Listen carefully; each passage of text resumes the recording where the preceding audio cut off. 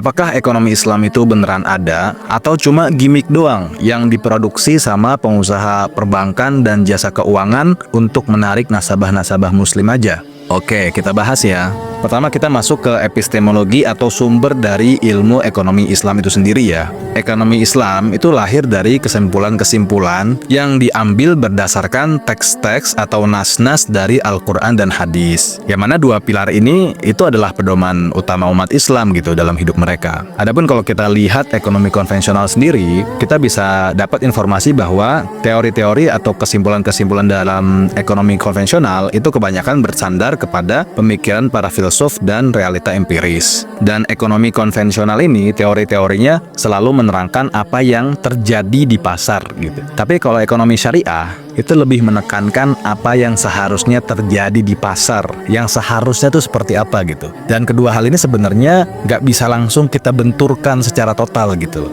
Masih ada poin-poin di ekonomi konvensional yang memang itu diterima oleh ekonomi syariah. Karena apa yang dibahas oleh ekonomi konvensional itu kadang jadi acuan untuk teori-teori dalam ekonomi syariah. Seperti misalnya teori supply demand, teori produksi, teori konsumsi, dan lain sebagainya.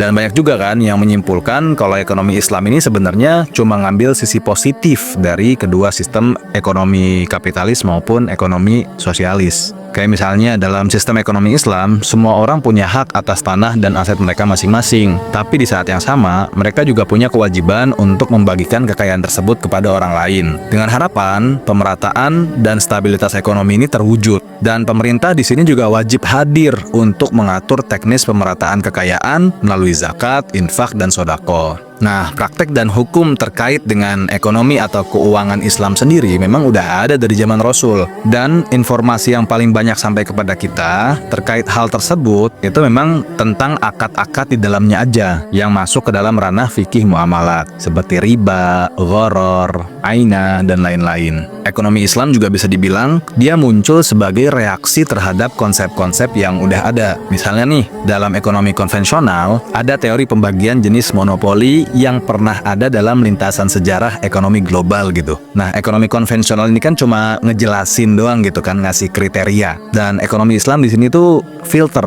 Dia seleksi mana jenis monopoli yang diperbolehkan dan memiliki maslahat pada orang banyak dan mana jenis monopoli yang tidak diperbolehkan. Jadi singkatnya, ekonomi konvensional ini kadang dia menghadirkan dan menjelaskan banyak opsi ya secara teori. Tapi ekonomi Islam ini hadir sebagai penyeleksi dari teori-teori yang dihadirkan oleh ekonomi konvensional. Selain itu, ekonomi Islam juga hadir sebagai pengoreksi juga. Kayak misalnya sistem bunga dalam perbankan konvensional kan. Nah, di sini ekonomi Islam purely mengkoreksi dan memberikan alternatif. Karena secara jelas Islam mengharamkan riba yang saat ini direpresentasikan dengan bunga yang ada pada nominal pinjaman atau simpanan yang ada di bank. Ekonomi Islam melihat bahwa permasalahan bunga bank ini adalah masalah yang paling mendasar pada ekonomi dunia. Inilah akar dari ketidakmerataan distribusi kekayaan pada tiap negara dan hanya menguntungkan bagi negara-negara tertentu saja. Sistem moneter, terutama yang basicnya itu adalah interest, which is riba dalam ekonomi konvensional, adalah sesuatu yang sangat bertolak belakang dengan prinsip ekonomi Islam yang mengedepankan keadilan, pemerataan, dan kesetaraan. Dari sinilah semangat untuk ngebangun bank Islam itu hadir, seenggaknya lah merubah sedikit demi sedikit dari sistem konvensional itu sendiri, terutama dalam perihal moneter,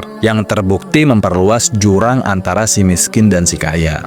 Gue punya dosen, namanya Dr. Abdullah Zawawi, hafizahullahu ta'ala. Beliau dosen ekonomi syariah di LIPIA, Jakarta. Kata beliau, kajian tentang ekonomi Islam ini termasuk kajian yang baru di literatur keilmuan Islam. Karena kalau kita lihat kitab-kitab ulama terdahulu, yang sampai kepada kita sekarang khususnya, kebanyakan yang dibahas itu tentang fikih, akidah, tarikh, akhlak, sastra Arab, dan yang semisalnya. Sementara, bab terkait ekonomi dan keuangan Islam itu kebanyakan masuk ke dalam pembahasan fikih, bukan dalam keilmuan khusus yang merdeka dalam tanda kutip. Karena memang mayoritas pembahasannya nggak jauh-jauh dari akad atau kontrak-kontrak keuangan yang memang identik banget sama hukum Islam. Dan ekonomi Islam ini beliau ibaratkan dengan area yang masih hijau banget gitu untuk para peneliti dan akademisi.